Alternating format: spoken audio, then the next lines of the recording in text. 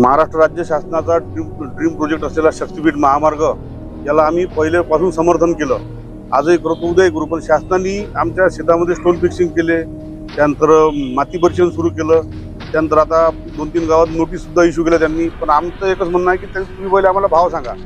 जोपर्यंत तुम्ही आमच्या जमिनीची योग्य भाव सांगणार नाही तोपर्यंत आम्ही शासनाला जमीन मोजू देणार नाही, ही आम्ही एक आज भूमिका घ्यायची ठरवलं आहे. त्यासाठीच आता आम्ही कलेक्टर साहेबांना एक निवेदन देणार आहोत.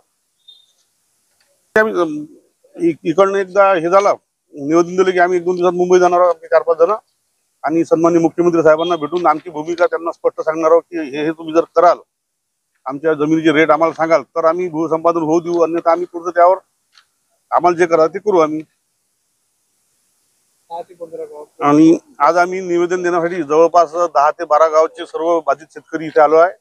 आणि हे निवेदन घेऊन एक निवेदन आम्ही माननीय कलेक्टर साहेबांना देणार आहोत आणि दुसरं निवेदन आम्ही SDO साहेबांना देणार आहोत. त्यानंतर मग पुढची दिशा आम्ही ठरवू. परत सापूर येथील रहिवासी आहे विनय महाजन. माझी पण जमीन ह्या शक्तीपीठ महामार्गात चालली आहे. जोपर्यंत सरकार आम्हाला मोबदला देणार नाही किंवा जाहीर करणार नाही तोपर्यंत आम्ही आमच्या जमिनी संयुक्त मोदी होऊ देणार नाही, असं आमचं ठाम मत आहे. जोपर्यंत सरकार ह्या जमिनीचा मोबदला जाहीर करत नाही तोपर्यंत आम्ही आमच्या शेतजमीन संयुक्त मोजणी होऊ देणार नाही. आम्ही ह्या मतावर ठाम आहे.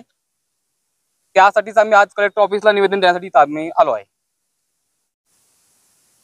आम्ही आज इथे कलेक्टर साहेबांना निवेदन द्यायला आलो आहोत. मी पडेगावचा रहिवासी असून माझी शेती शक्तीपीठमध्ये गेली आहे. माझ्या गावामध्ये 50 लोकांची गेली आहे.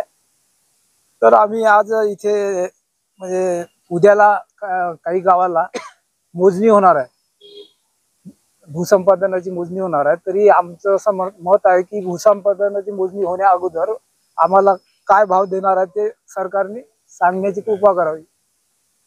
सर्वात पहिले म्हणजे भाव जाहीर करावा शासनाने, नंतर आम्ही आमची जमीन मोजण्यात देऊ. हो, आणि शेतकऱ्यांच्या तर्फे मी सांगू इच्छितो की सर्व शेतकऱ्यांची कमीत कमी म्हणजे कोरडवाहू शेतीला 1 करोड मोबदला देण्यात यावा अशी मागणी आहे.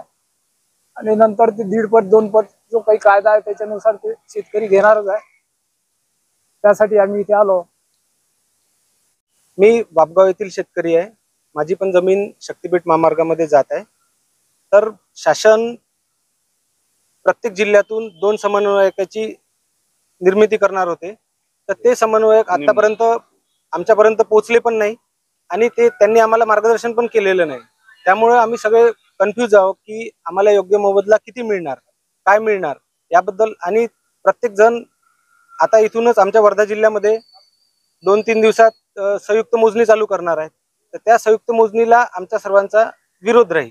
जोपर्यंत शासन आम्हाला मोबदला जाहीर करणार नाही तोपर्यंत आम्ही कोणतेही काम समोरचे होऊ देणार नाही.